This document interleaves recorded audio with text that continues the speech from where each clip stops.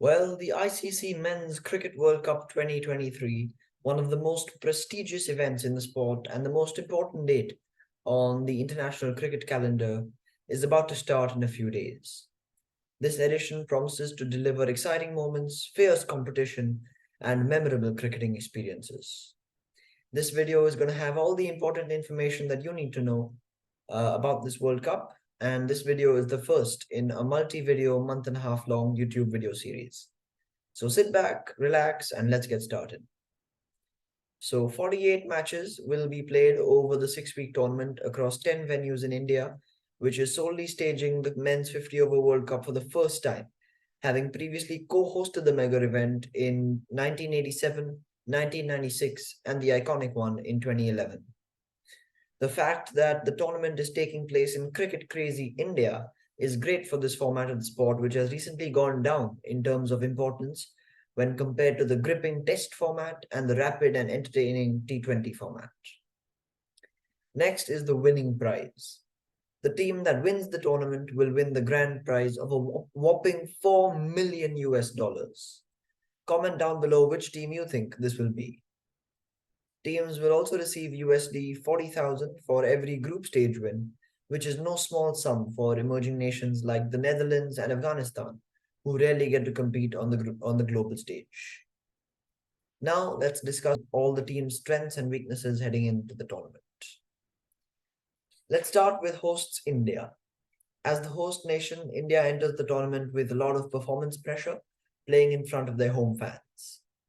India's squad is a top quality squad with every box ticked really. Here's the squad, you can pause the video and read it.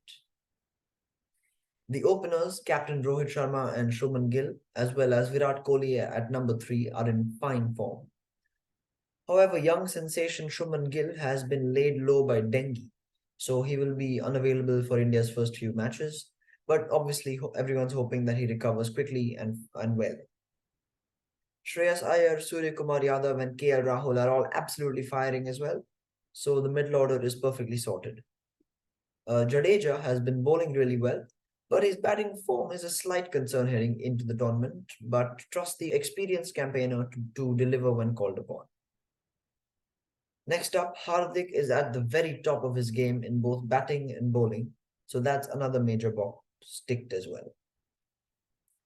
Coming to the bowling, Jasprit Bumrah never looked like he had been away from the sport for so long, and he returned after a nearly year-long injury layoff, and he's back to bowling at his most accurate and dangerous best. Really a potent weapon for India. Moving on, Kuldeep Yadav is spinning it beautifully, and he should be amongst the wickets as well. The spinning conditions in India, coupled with Kuldeep's wizardry, spells doom for any opposition. So basically, the entire Indian squad is in top form heading into this massive tournament. Also, India are heading into the tournament as the number 1 ranked ODI side in the world. Not a bad way to start, isn't it? Can India break their decade-long ICC trophy drought in this tournament? Can this promising Indian team go a couple of steps further than the previous 2 World Cups where they got knocked out in the semis and repeat the heroics of MS Dhoni and his team 12 years ago? Now, let's get on to defending champions England. Opening the batting is the explosive Johnny Bairstow, who knows Indian conditions very well due to the IPL. Later down the order is Captain Josh Buttler, and we all know what he does. He's really a danger man and a thorn in the flesh of every opposition. Ben Stokes, coming out of ODI retirement to play this tournament, has hit top form instantly in the recently concluded series against New Zealand, so he's a major tick for them as well. Even Dawood Malan has been batting really well as he averages 70 in the middle overs against spin, which is something that he's going to face a lot of in India. England bat really deep as well, so that's very, very important. Coming to the bowlers, they have the fastest bowler in the world, Mark Wood. And on fast-paced grounds like the Wankhede and Chinnaswamy, he can be explosively dangerous. So yeah, even England has a solid squad. Can the defending champions defend their crown here in India? Next up is Australia. David Warner and Mitchell Marsh have been in great touch recently in India at the top of the order in the recently concluded series. Steve Smith's form is a bit of a concern as he's blowing hot and cold, but he's a guy who excels when his back is up against the wall. So the Aussies should not be concerned by him right now. Marnus Labuschagne recently recalled to the Australian side after pocket dynamite Travis Head's unfortunate hand fracture has been special with the bat, pulling Australia out from many difficult situations more than a few times very recently. Of course, Head's injury comes as a major blow to Australia's chances in the tournament, but the others should step up in his place. Stark has been superb and doing Mitchell Stark things with the ball, as he recently claimed a hat-trick in the warm-up game. And we all know how good he is in World Cups, as he was the leading wicket taker in the previous edition in the United Kingdom. So all's good at the moment with the Aussies. All right, next up is 2019 runners-up New Zealand. We still do not know on the injury status of Kane Williamson, who injured himself in the first game of this year's IPL. Devon Conway has been in good form opening the batting. Also, he has experience of playing in India as he consistently plays the IPL for CSK. So he's played at all the grounds where New Zealand are going to play at in this World Cup. His advice on how to play and about the conditions will be crucial for the Kiwis. Lockie Ferguson has good raw pace, but I don't really know much about his recent form. Form is, however, not a concern with pace spearhead Trent Bolt bowling fiery spells, just like he did in the previous World Cup. So that's that for New Zealand. Can they go one step further than last time and win their maiden ICC Men's Cricket World Cup? Next up is Pakistan. They also have a solid squad. Babar Azam and Mohammad Rizwan are having 100+ run partnerships almost for fun at the moment.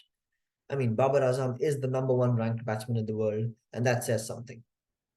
Shaheen Shah Afridi and Haris Rauf are obviously absolute geniuses with the ball, and both have been in such great form recently, destroying opposition's top orders all the time. Next up is Bangladesh. The experienced Shakib is leading the side. Mushfiqur Rahim is also very experienced and batting well as well. Liton Das is immensely talented and experienced as well. And conditions here in India will be pretty similar to the ones they get at home. So that's that for Bangladesh. Sri Lanka next. Their recent form has not been ideal, but we all know the talent and quality they possess. Kusal Mendes has been in scintillating touch recently and expect him to light up this tournament. Right from Mendes to Dimut Karunaratne with the bat, and Pathirana and Theekshana, both CSK regulars and experienced in these conditions with the ball, Sri Lanka have the firepower to make their presence felt in this World Cup. South Africa next. Themba Bavuma is the captain.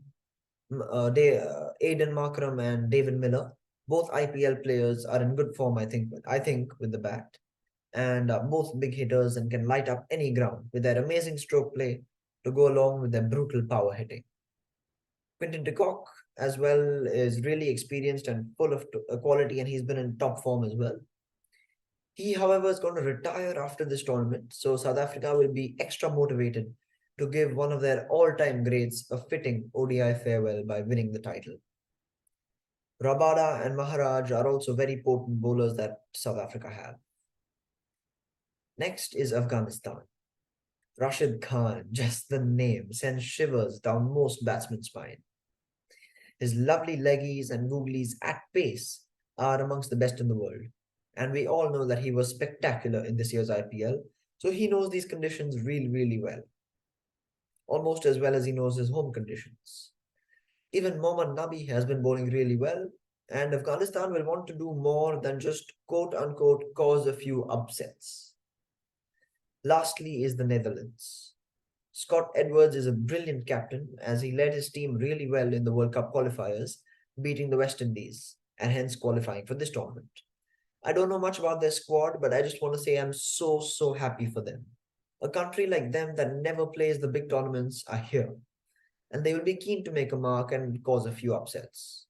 They rarely get opportunities to rub shoulders with the best in the world, so they will relish this for sure. So that concludes all the team's squad review. Now, next up is the details about the venues where the tournament will be played.